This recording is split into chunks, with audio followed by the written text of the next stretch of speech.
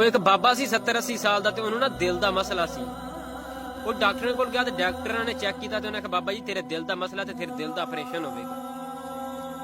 ਤੇ ਬਾਬੇ ਨੇ ਕਿਹਾ ਵੀ ਮੇਰੇ ਦਿਲ ਦਾ ਆਪਰੇਸ਼ਨ ਕਰ ਦੋ। ਡਾਕਟਰਾਂ ਨੇ ਦਿਲ ਦਾ ਆਪਰੇਸ਼ਨ ਕਰ ਦਿੱਤਾ ਤੇ ਆਪਰੇਸ਼ਨ ਕਰਨ ਤੋਂ ਬਾਅਦ ਬਾਬੇ ਦਾ ਬਿੱਲ ਬਣਾ ਕੇ ਤੇ ਬਾਬੇ ਦੇ ਅੱਗੇ ਕੀਤਾ ਨਾ, ਤੇ ਬਾਬਾ ਬਿੱਲ ਵੇਖਿਆ ਤੇ ਬਿੱਲ 8 ਲੱਖ ਰੁਪਇਆ ਸੀ। ਬਾਬਾ ਬਿੱਲ ਦੇ ਵੇਖ ਕੇ ਰੋਣ ਲੱਗ ਗਿਆ ਤੇ ਡਾਕਟਰਾਂ ਨੇ ਸੋਚਿਆ ਕਿ ਸ਼ਾਇਦ ਨਾ ਬਿੱਲ ਜ਼ਿਆਦਾ ਦੀ ਵਜ੍ਹਾ ਤੋਂ ਰੋਂਦਾ ਪਿਆ। ਤੇ ਡਾਕਟਰ ਕਹਿੰਦੇ ਕਿ ਬਾਬਾ ਜੀ ਤੁਸੀਂ ਰੋਵੋ ਨਾ, ਅਸੀਂ ਤੁਹਾਡਾ ਬਿੱਲ ਘੱਟ ਕਰ ਦਾਂਗੇ, ਤੁਸੀਂ 8 ਲੱਖ ਨਾ ਦਿਆ ਜੇ, ਤੁਸੀਂ ਸਾਨੂੰ 6 ਲੱਖ ਦੇ ਦਿਆ ਜੇ, 5 ਲੱਖ ਦੇ ਦਿਆ ਜੇ, ਪਰ ਰੋਵੋ ਨਾ।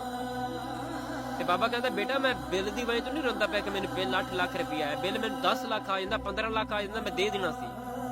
ਮੈਂ ਤਾਂ ਇਸ ਵਜ੍ਹਾ ਤੋਂ ਰੋਂਦਾ ਪਿਆ ਕਿ ਤੁਸੀਂ 3 ਘੰਟੇ ਮੇਰਾ ਦਿਲ ਸੰਭਾਲਿਆ ਤੇ ਉਹਦਾ 8 ਲੱਖ ਰੁਪਇਆ ਬਿੱਲ ਲਿਆ ਜੀ ਮੇਰੇ ਕੋਲ। ਤੇ ਜਿਹੜਾ ਮੇਰਾ ਮਾਲਕ ਮੇਰਾ 70-80 ਸਾਲ ਤੋਂ ਦਿਲ ਸੰਭਾਲਦਾ ਪਿਆ, ਉਹਨੇ ਤਾਂ ਮੇਰੇ ਘਰ ਕਦੇ ਬਿੱਲ ਵੀ ਨਹੀਂ ਭੇਜਿਆ, ਉਹਨੇ ਤਾਂ ਮੇਰੇ ਕੋਲ ਕਦੇ ਬਿੱਲ ਵੀ ਨਹੀਂ ਲਿਆ।